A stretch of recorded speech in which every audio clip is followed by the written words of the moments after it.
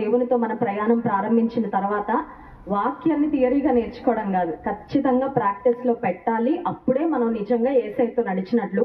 ఈ కాన్ఫరెన్స్ యొక్క ఉద్దేశం కూడా అదే కదా, దేవునితో మనం నడవాలని. యేసుక్రీస్తు ప్రభువారు నేర్పించిన పరలోక ప్రార్థనలో మా రుణస్థులను మేము క్షమించిన ప్రకారము మా రుణములు క్షమించుము అంటే మనము క్షమించకపోతే క్షమించబడలేము. దేవుని నుండి అన్కండిషనల్ ఫర్గివ్నెస్ మనం ఎక్స్పీరియన్స్ చేస్తున్నాం. ఎందుకంటే మన పాస్ట్ ఏంటో మనకు తెలుసు, రక్షణ పొందక మునుపు. అండ్ రక్షణ పొందాక కూడా మనము ఎలా తప్పిపోతున్నామో, ఎలా దేవుని ఆయాస పెడుతూ ఉంటాం మనకు తెలుసు. కానీ దేవుడు మనల్ని క్షమిస్తూనే ఉన్నారు, అంగీకరిస్తూనే ఉన్నారు, ప్రేమిస్తూనే ఉన్నారు.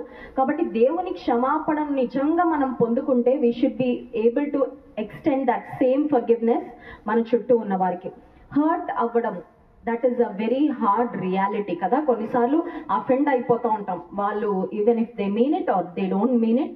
కొన్నిసార్లు మనం వాళ్ళకి ఏ నష్టం చేయము, వాళ్ళకి ఏ కష్టము చేయము, కానీ ఎదుటి వాళ్ళు మనకు శత్రువులుగా మారిపోతూ ఉంటారు.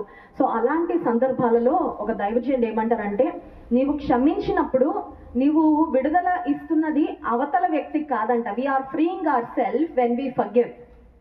ఎందుకంటే క్షమించలేని హృదయం అనేది మనలో ఆనందం పోతుంది, మనలో నెమ్మది పోతుంది, మనకి నిద్ర పట్టదు, ప్రార్థన రాదు, పాట రాదు. అది ఎలా ఉంటుందంటే, ఒక వ్యక్తిని క్షమించకపోతే, అది భర్తనైనా, భార్యనైనా, పిల్లలనైనా, ఫ్యామిలీ మెంబర్నైనా, కలీగ్నైనా, ఎవరినైనా సరే క్షమించకపోతే it's like a stumbling block between us and God. దేవునికి మనకు మధ్యలో పెద్ద అడ్డు కూడా మనమే పెట్టుకున్నట్లు.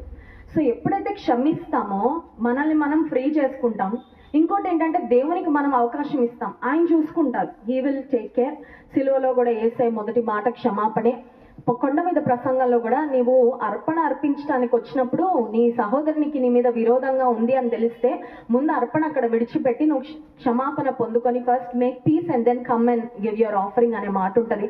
So God cares about our heart. మన క్షమాగుణాన్ని గురించి దేవుడు గమనిస్తూ ఉంటాడు. ఇంకోటి, విశ్వాస జీవితంలో మనం బాగా ఎదుగుతున్నామన్న దానికి సూచన ఏంటంటే, బాగా క్షమించగలం.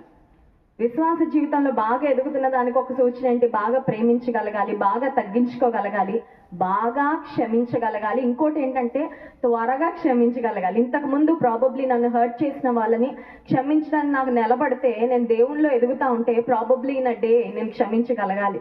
చాలా త్వరగా నేను క్షమించగలిగితే దేవుని కార్యము నాలో బాగా జరుగుతున్నట్లు నా ద్వారా కూడా దేవుడు ఇంకా ఎఫెక్టివ్గా పనిచేస్తాడు. సో విశ్వాస జీవితంలో వెరీ క్రూషియల్.